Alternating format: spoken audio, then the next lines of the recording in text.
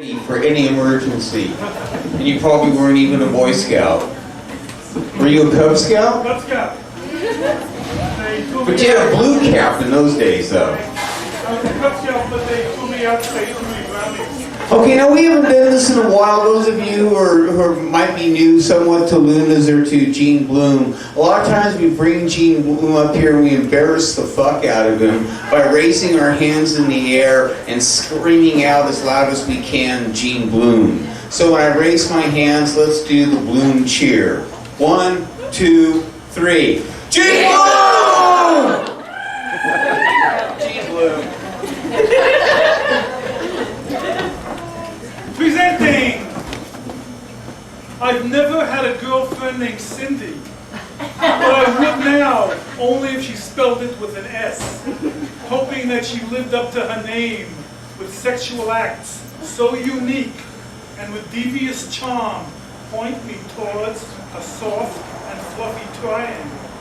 I'd be in first heaven, promising that I'd walk the rim of the La Brea carpets, or entry into her wooded cleavage, acreage. I'd play the lead role in her starstruck fantasies and any and all perversions that I wouldn't grow up doing. I'd show her my Uri Geller impersonation of rising objects. I'd even perform my other mind over matter tricks, like wiggling my dick from side to side. Look, baby, no hands, much like those few who can wiggle their ears. I'd offer up a toast to our sexual pledge of allegiance with a glass of champagne and the tip of my dick dipped in and calling it Cacoban, followed by my tongue soothing every orifice. I'd satiate us to the nth degree, then inform her, honey, I'm in love with myself. You have to go now. I'll be busy for a long time watching my flowers grow.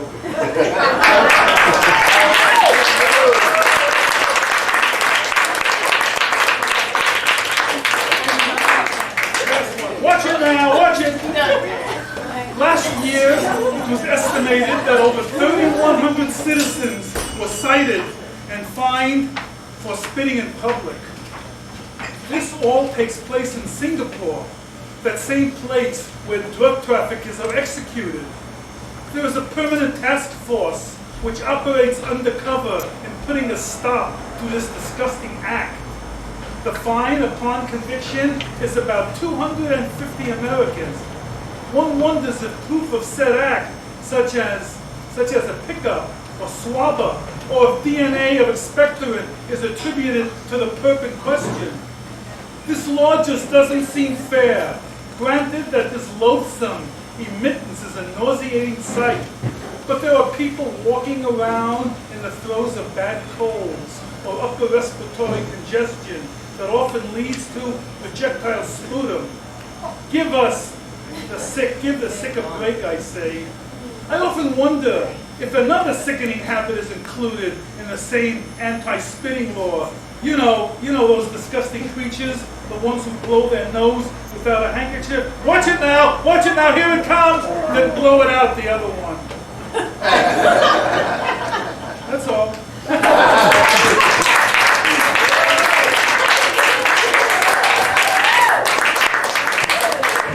Thanks for sharing, Gene. Appreciate it. Okay. Wow, this next guy, he was here at the very first Lunas. Something tells me when all of us go out, he'll be here laughing at us still, He's a man of many names, many poetic styles. Put your hands together, but first, put your hands in the air, and we yell out Gene Bloom as loud as we can. So I want the walls to shake.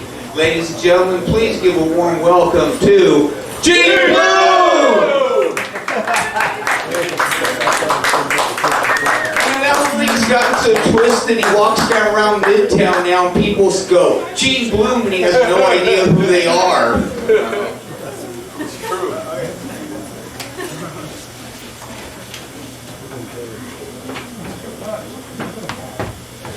You know, the spotlight.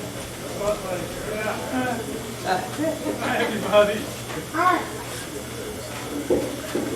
I've never read one election before. I'd like to start off. With an introduction piece. I'm not too spontaneous, and it just started to get longer, so I decided not to be spontaneous, and I just read it. Introduction piece. Thank you all for coming here tonight. I've been coming here at Luna's for quite a long time, and I've seen poets come in here as sharks and leave as chums. I've seen poets come here desperately hurting inside, getting through their past pain, and coming through the other side as behemoths, bent on bettering themselves as poets and finally human beings. Case in point, Josh Fernandez. That said, there aren't many other poet performers I'd rather read with than Josh and Rasco, who will perform tonight for your pleasure. As for myself, even though I am quite capable of penning serious and social issue poetry, I will not read those tonight. But instead of skill set, I prefer to play with humor, sex, and everyday issues. When poetry ceases being fun for me, or when it pains me too much to comment on the wide-ranging issue of world affairs, that is when I will stop writing. As for others who do not read here at Luna's anymore because they feel it is beneath them to read with young novice poets, and who respond to the question why they don't come here, well, they say they don't understand my poetry either. That will never be my response. I'm of the people, although a bit more bent, so listen up.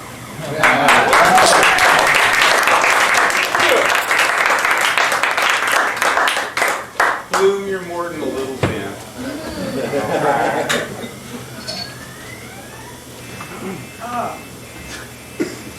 Let's start off with a piece that I wrote for Frank.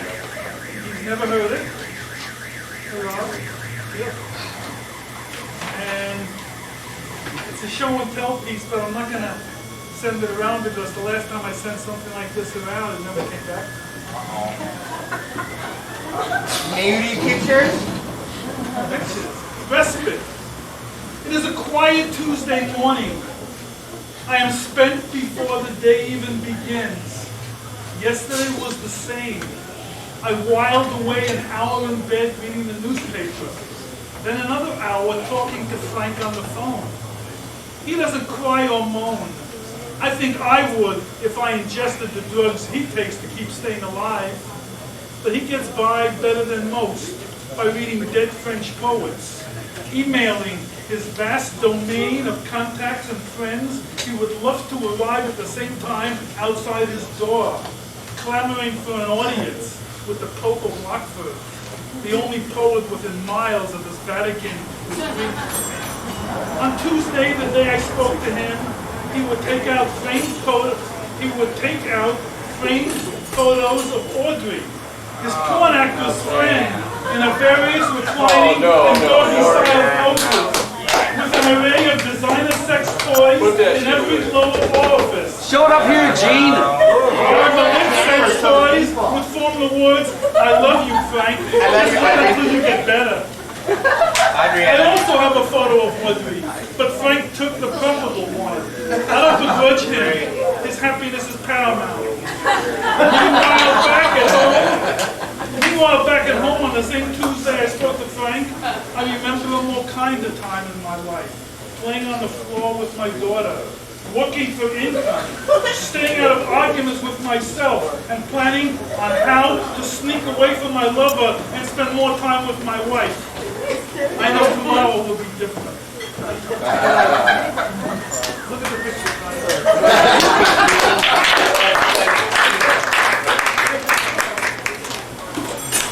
Surprise poetry.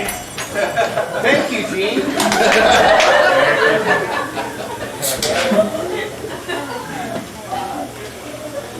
E-harmony. E-harmony. When you've nothing else ditch Choice Left, a dating service.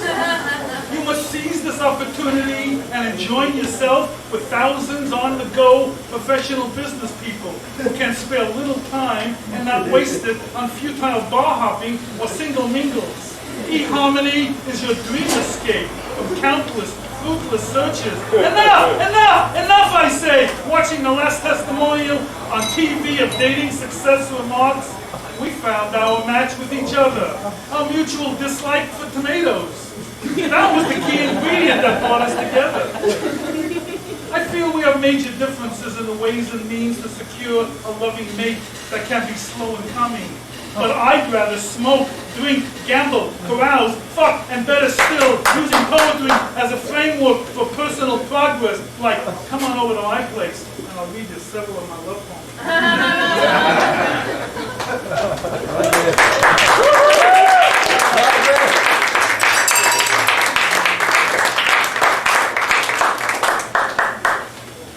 Wrong calling.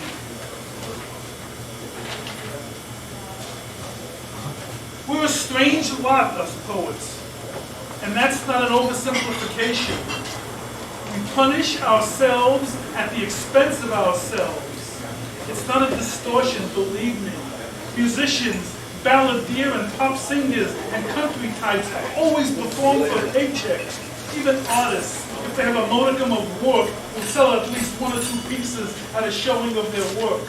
When was the last time you sold a poem? Most poets are considered second-class writer citizens. Oh, we'll read for nothing. Oh, no money? That's okay, I'll read anyway. That's not study news. We should organize and possibly strike like those Hollywood screenwriters and even TV sitcom writers. It's something to think about, but then again, that's what poets do best. Think and write about it. Reading publicly for ego and self-worth just isn't enough. We need a respectful and adoring audience, the kind that Streisand, Springsteen, and other national treasures have. I don't agree with one of them. So seize and enjoy your creative power with reality and get a day job waiting for change that is slow and coming.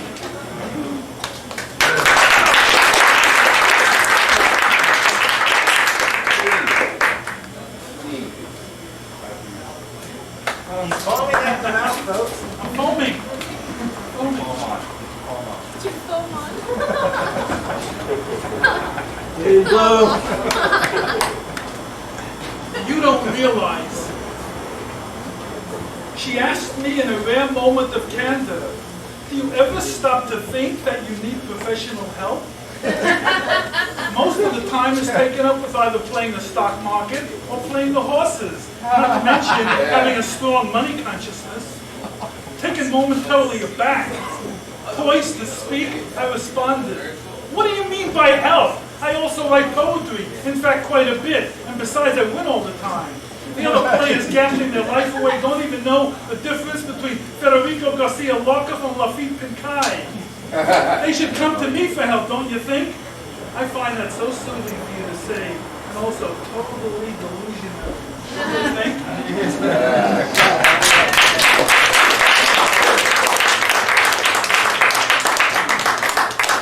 I was heading for Martha. That pink guy's somewhere. Hotline! What's the deal with you getting all huffy and bent when your man goes out on you? It's totally beyond female comprehension to reason it out. It's not that he's going out on you, it's just that he's going out to play, like a little boy, told by his mother and on his report card, gets along and plays well with others. He's not doing it to hurt you, he's just charging his batteries, grinning with a wonderful new toy in his possession. When caught by his wife or girlfriend, he repeats over and over and over again. When confronted by proof of his infidelity and promiscuity, I am truly, truly sorry. It didn't mean as much to me as you think. So without making excuses for it, let me state. Jack Nicholson is quoted as saying that men have more in common with male dogs than they do with women. Ow! Don't you try to kick me in the groin again, bitch! I mean woman.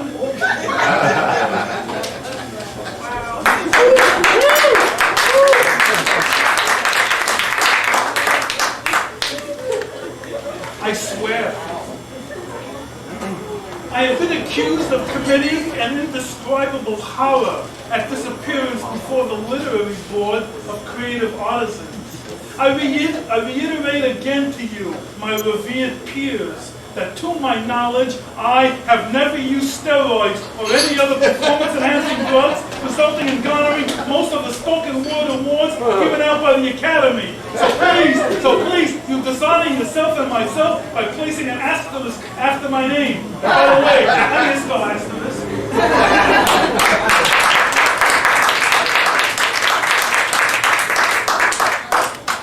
This is my favorite title. My favorite title. Oral manipulation.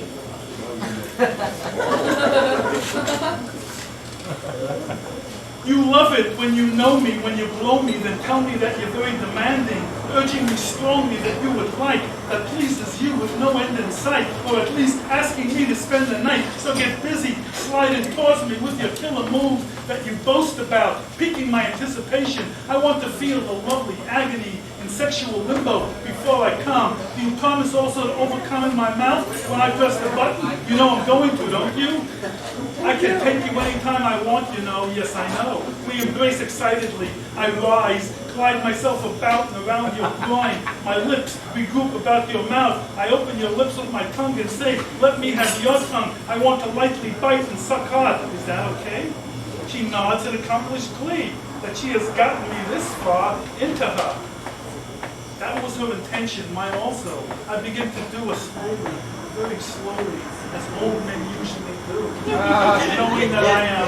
Knowing that I have all time in the world until I soften to comply to her requests as I am led closer into a playground of love.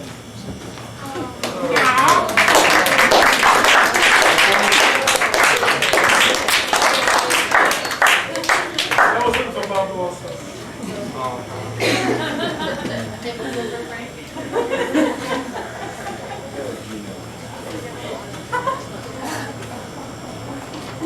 Yeah, no one wants you to come up with it.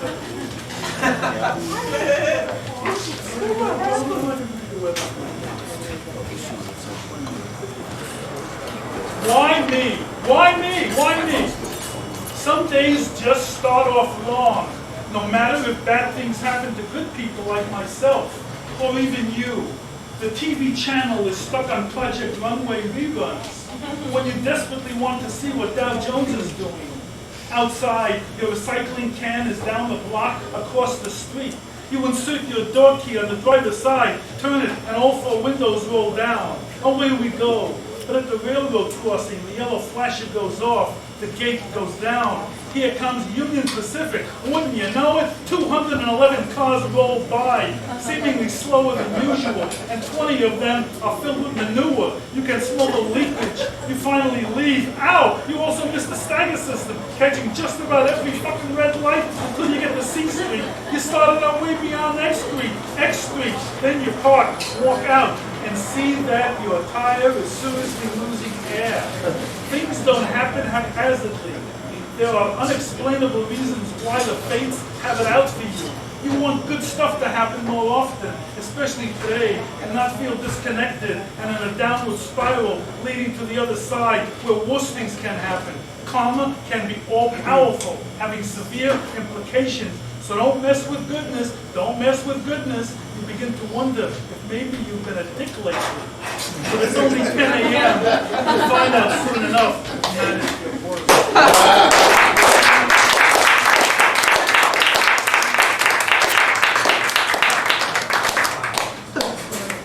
That's going to be another one.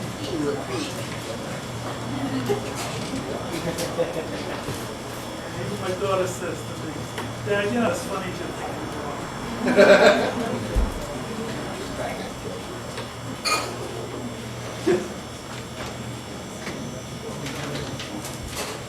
Wow.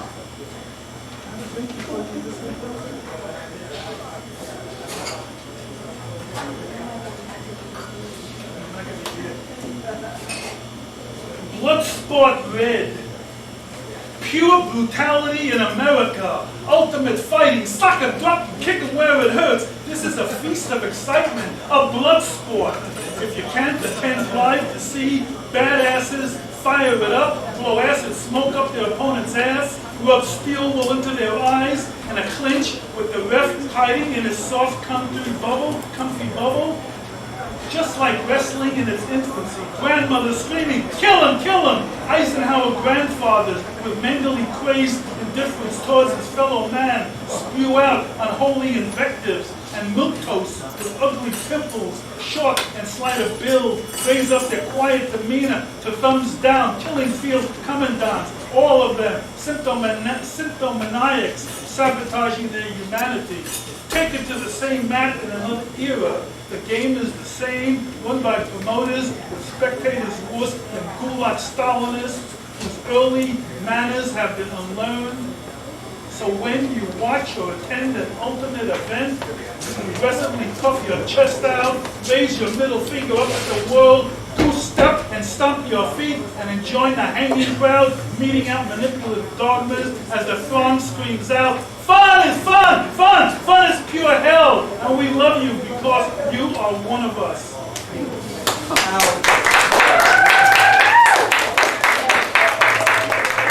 I'm just going to read two more.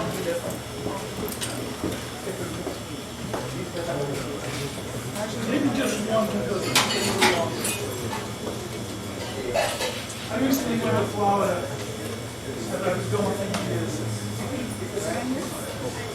Joe Montoya line, feel free to move about the cabin.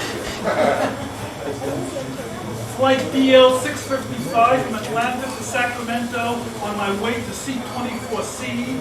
I passed through first-class seating, feeling that I discerned a sneer and a mock look of condensation from one of the hardcore status seekers. After all, I was somewhat unkempt, looking retired and haggard, and the Dow Jones was down over 300 points in a day.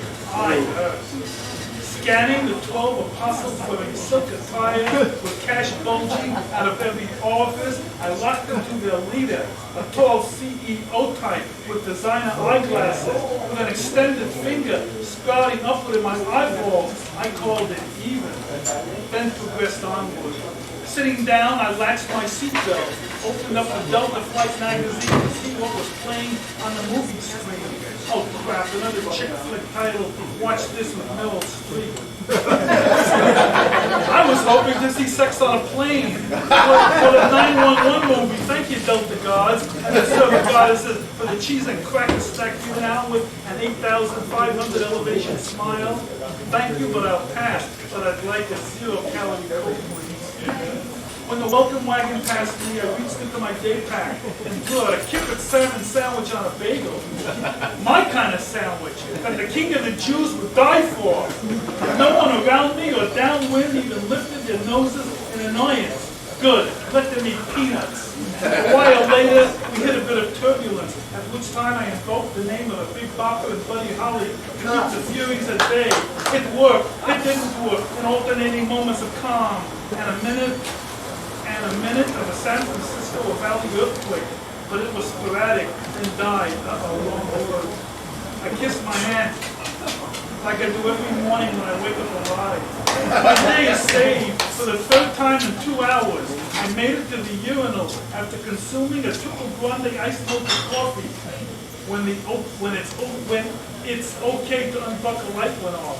Only 2 hours left for the flight to finally end. So I continued writing for a half hour, but it was broken up by the loud snore of a not more than 20-year-old woman sitting next to me in seat 24B. How can someone that young with a falsetto voice snore so loud? The movie is almost over. I tried to lip read the dialogue, but can barely figure it out. I want to elbow the snorer, but she just wake up and look at me in an annoying and embarrassed way. Then probably go back to sleep and just start in again. Poetry soothes, so I put down my book and started reading the poems of J.B. Nichols. He gave me a copy of his book on January 26, 06 at Luna's.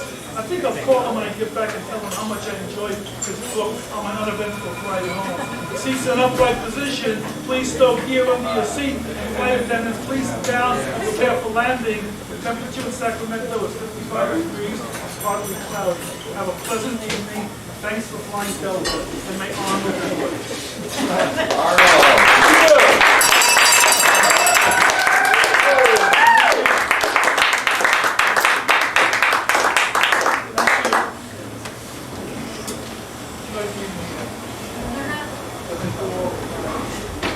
Thank you, Frank, for having me. Being out of the quiet exit. Make some noise, kid. It's being moved.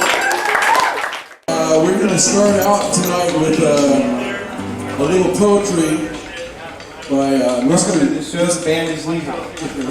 by Mr. Gene Bloom, who I've heard it's about smoked whitefish. So Gene, you want to come up here and blow these people up?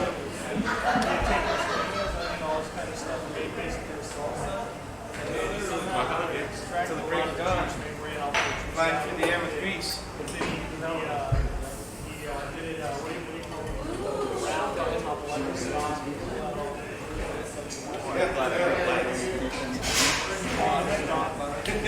Yeah, I don't know. I was going to add something to that. Reduce it. Not reduce it.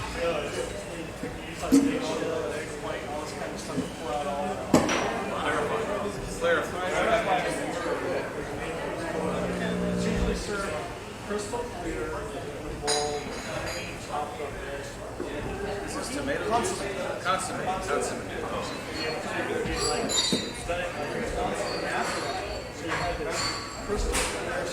About a few weeks ago, a friend came over to my house and he said, Gene, we're going to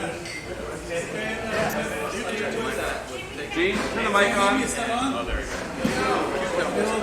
Okay. About a few weeks ago, a friend came over to my house saying his group, his friends are going to be playing at the Fox and Goose, and if I possibly have any fish poems that I might like to read to open up the show. I said, not only do I have a fish poem, but I have a whitefish poem, a smoked whitefish poem. This is a very unique poem. When I was a kid, much younger than I am now, I did time in the penitentiary in New York, and I had a lot of fantasies there. Sexual, food, a lot of different fantasies, and I was dreaming of the appetizing store that dispensed bagels and cream cheese and pickled herring, all the ethnic Jewish foods that I like. And I was fantasizing one night after eating bread and water for breakfast, I'd like to, I don't like to do that. I had a fantasy poem about smoked whitefish, and I'd like to read it here now, and I'll read something else afterwards that doesn't pertain to whitefish. This is titled Street Visions of the Appetizing Store. Arise! Today is appetizing Sunday morning. I walked in, sneakers, no socks, teeth unbrushed, hair like electric needles, like a Loch Ness sea monster, skimming along at close to 20 knots. At the fish bar, I peered in through the glass aquariums, waterless coast, debating to choose what strikes my fantasy. Smoked whitefish huddled together, too large I thought, and why disrupt such handsome maturity? I failed biology twice. Instead, I'll take 7 of those there laddie chubs. You know what chubs are, those little baby whitefish all lined up like cookie shells. And over there, you see it? 4 butterfish with the capital B circled like a necklace around the centerpiece scroll of garden clump parsley. Hey mate, while I'm thinking of what else, give me 9 bagels mixed, some whole wheat and some pumpernickel flavored ones, 6 bialys and 3 onion poppy rolls, double bag it please, I ain't about to chase them down the street. Okay now, let's see, unbelievable, look at that price, whitefish costs so much. Make it half a pound of sturgeon and only a quarter pound of smoked salmon and just half of my order of smoked whitefish, too expensive. What? You're out of smoked whitefish? Well, forget it then, shit. Over the starboard side, pink flesh without the fins, the goddess hen, known as lox. Hey, I thought you were out of salmon. Oh, that's Nova Scotia I see, without salt. I'd never heard of that kind before. Only kidding. It looks like a soft Neptune corpse, a Piscean Judean mistress, decked out on her side, minus row, the admiral did her in. With drooling mouth, I eyed the Garden of Eden salad in deep dish stainless steel trays. 2 pounds of that stuff, pickled herring, make it 2 with extra on the creamed onions, half a herring, container of Roman pitted olives, sweet pickles, wedge of sweet butter, cream cheese, and a curd's weight of cottage cheese. And don't forget a chunk of chocolate halabar and a pound of shelled walnuts. Don't forget those whitefish.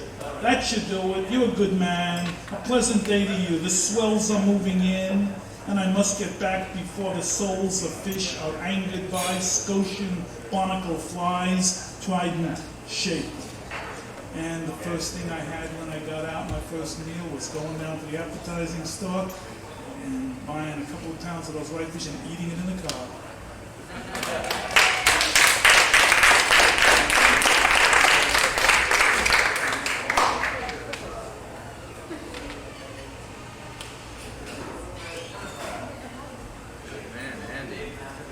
In response to a personals ad in the News and Review,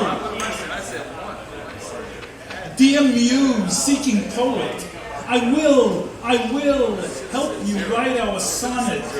You are a female seeking male debutante, an upwinds woman among your sweatshop sisters, working for useless rewards that often intimidate with goals that never materialize, quotas set by mindless nether workers within the cavernous structures, never fulfilled, never realized. I adore your choice to remove yourself from those frontiers with barbed wire strangling you. I adore your vulnerability, opening up vistas within your visions, penetrating my now awakened senses without splints that held my prejudiced view of my former utopian woman, dumping former lovers with compulsions too huge to correct, allowing no room to recover reluminescence, passively tolerant of a heartbeat that stopped, hearing the sound of a bloodstream clot when her words, growing stronger within her several months later, spun me out of gravity. But now you arrive, and I am not last in line awaiting your museship. You are the emerging silkworm with pleasing patterns of harmonious song, creating for me the impossible. That is why I am drawn to you. You are the impossible. So many diversions to get through, so many pedestrian wastewoods to bury.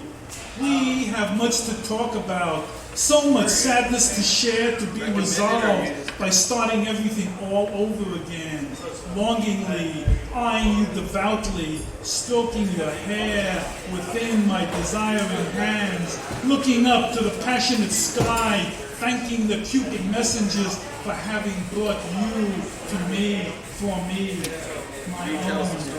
I will hand feed you delectable delights with cream filling. I want us to be so badly, taking 1 millennium step forward to each other, tasting our inhale of each other's harvest of hope, and let us never again make bad choices out of fear and loneliness. I mean everything I've said. Please call Gene 447-6148.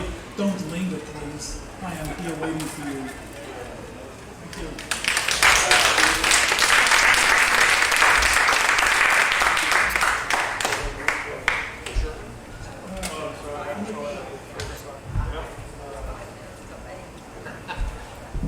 We have a live one? Women, who needs them? We do sometimes. My friend says to me, most of the women I've known have been damn fucking fickle. I don't understand them at all. One hated my Argyle socks, another my Velcro fastened sneakers. One said, your lovemaking is so predictable. The other one, I cannot even remember her name, said I would have kissed your feet if you asked me to. The crazy one said, I'd love you more if you didn't think too much. Sally kept on repeating, I want the man who will feed me, fuck me, and fix it. Marsha, you remember her, wanted me to play switch with her continuously. My latest says to me, I'm feeling very ecstatic right now, but the world situation often forces me to contemplate suicide. Then, one by one, they all changed their minds and proceeded to inform me to believe opposite of what they said. They're all crazy. Is it me or is it them that attracts us to each other? But you know something? I don't want them to go away too soon. I just want them to stay long enough to satisfy all my desires and fixations. I'd also like for any one of them to pay the dinner bill once in a while or even leave the tip. Hold on, I said. You gotta take yourself in hand. Tell them you're the heat of their hunger. Tell them that you're a national treasure. Tell them that your brains need fucking too. Tell them that you love them more than the many others that preceded them. Tell them that you promised to get penis reduction surgery. Tell them you'll drop everything you're doing and work on their problem. Tell them, let's have an orgasm icebreaker. Tell them that you worship labial fatigue. Tell them everything, anything that comes to mind, but give them nothing at the moment, but maybe something very special later on. But don't tell them to fetch, beg, or roll over. Don't say you're the executioner who works for the Lord. Say you're a man who can cry like a man. Say you make no apologies because you're Mr. Perfect. Say everything is hurting from love unrealized, but won't take the chance needed to show their vulnerability. Say it's for you, for them, over and over again. Say you'll be some kind of friend, but don't expect miracles when you need me the most. Say you never discuss anal sex at the dinner table at family reunions. Say your favorite cereal is cream of diaper. Your favorite chocolate chip cookie with famous anus. Say you love to play hardball. Say some of the nicest people you know are bigots. I'm getting weary of this conversation, trying to understand women. You just got to do it on your own. Just repeat this with me. Never, never, never say, how can I not love you? Let me count the reasons why. Thank you all.